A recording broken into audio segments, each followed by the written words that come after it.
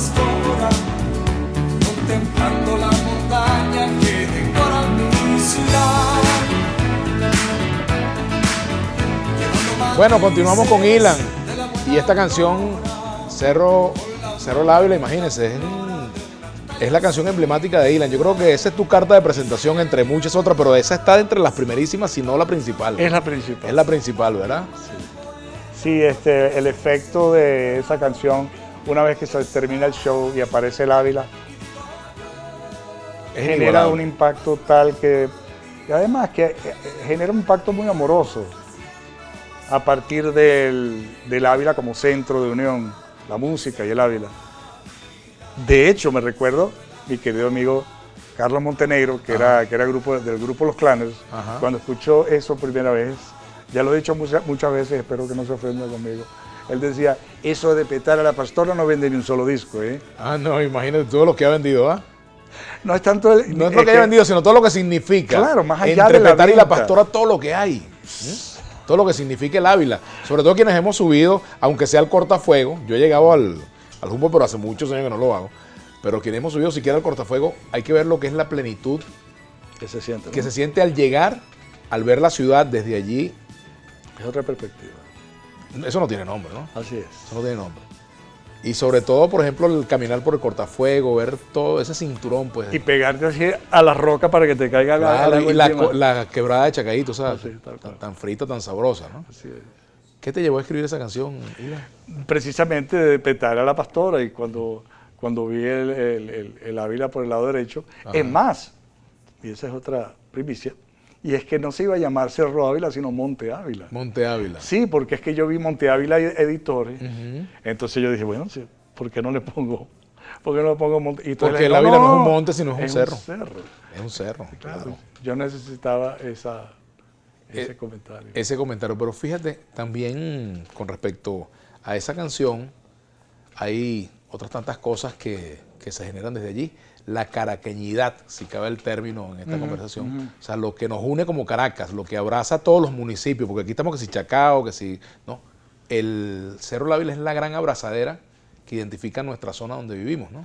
Fíjate, inevitablemente tocas de nuevo el tema espiritual, porque ese es un reflejo de la necesidad de todos nosotros. Necesitamos un centro, ese centro no es ni el Estado ni la propiedad privada.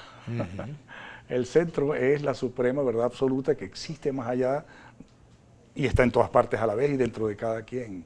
Es cuestión de descubrirlo, y una vez que lo descubres, ya deja de ser el centro la mujer o el hombre o la montaña, o etcétera, o el dinero, ¿no? Sino que le estás dando la importancia que se merece, la fuente de todo lo que existe, porque fíjate que sencillamente no lo tenemos dentro de la ecuación de nuestra vida. Él es hacer un tipo utilitario, sí, donde tú dices, por ejemplo, gracias a Dios tengo dinero, gracias a Dios estoy percibiendo, pero no dice gracias a Dios no tengo dinero, o gracias a Dios, nunca dices eso, porque tiene una actitud utilitaria con él.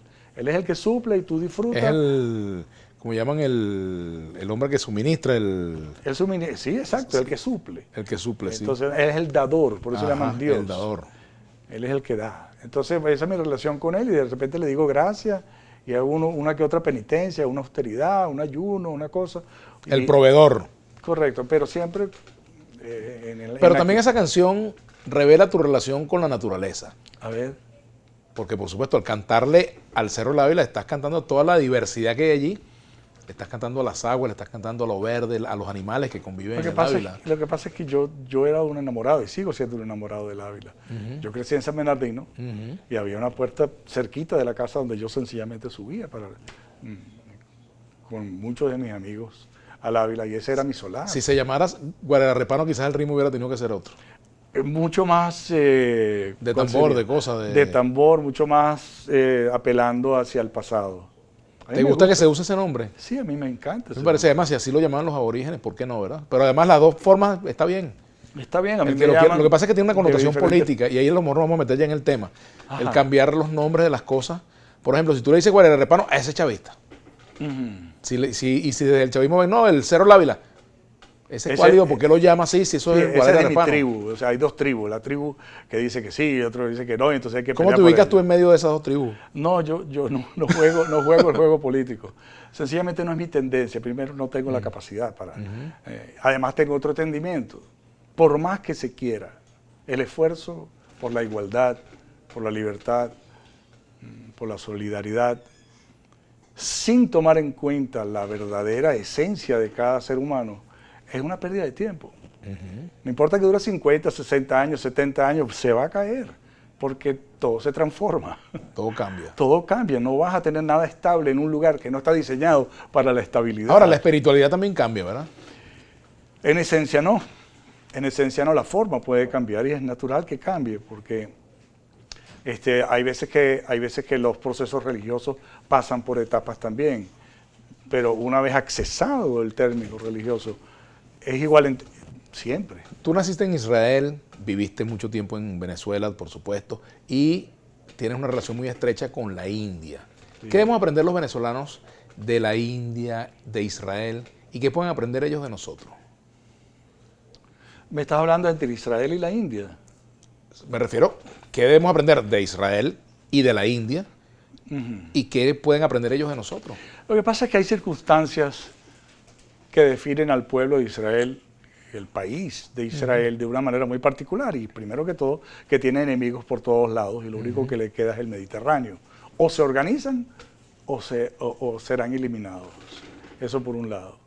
Aquí no, aquí tenemos un mango en cualquier lugar. Ellos tenían que, el pueblo hebreo tuvo el entusiasmo de pasar de tener un desierto a tener un jardín.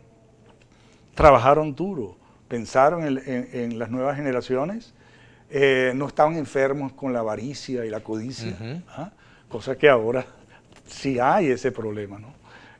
Pero los de antaño no. De hecho, mientras más atrás en la historia, más civilizada es la sociedad. ¿Y en el caso de la India?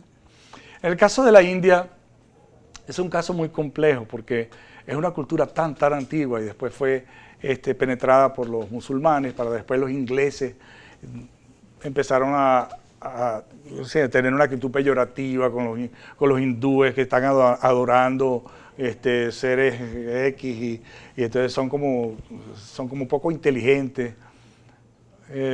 Y los hindúes, algunos de los hindúes, y muchos de hecho, se lo creyeron. Y entonces se asimilaron a Occidente y perdieron su propia cultura. Gandhi, ¿qué significa para ti?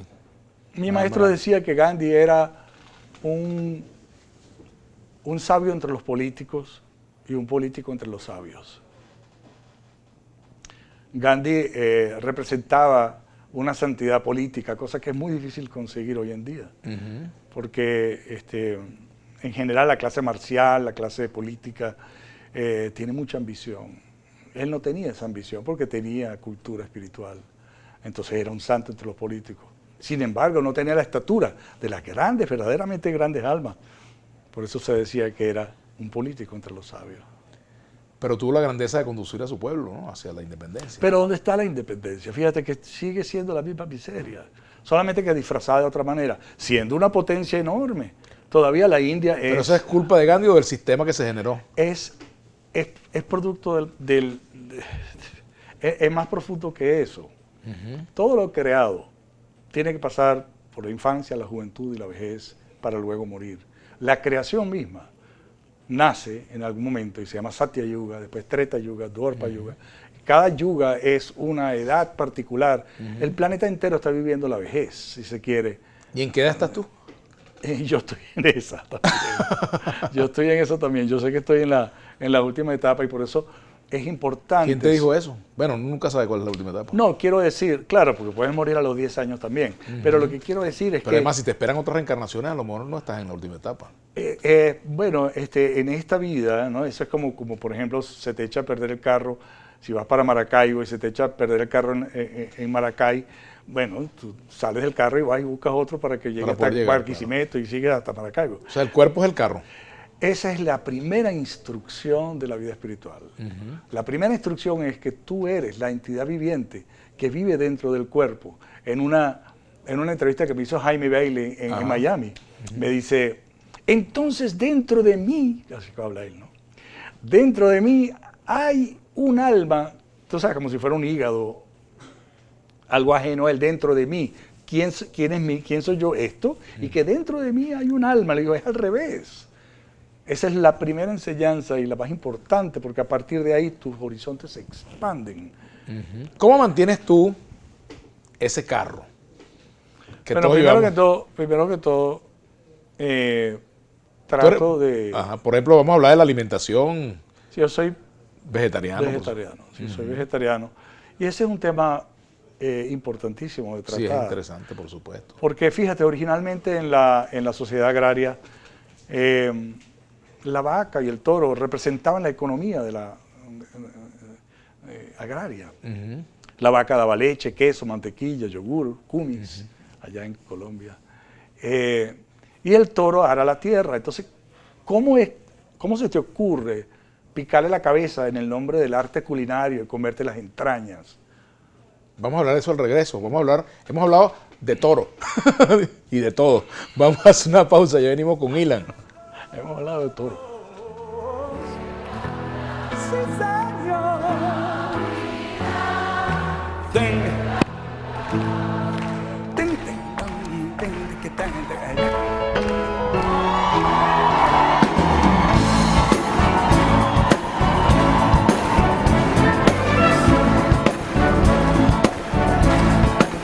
Voy de Petare rumbo a la pastora, contemplando la montaña que decoran mi ciudad, llevando matices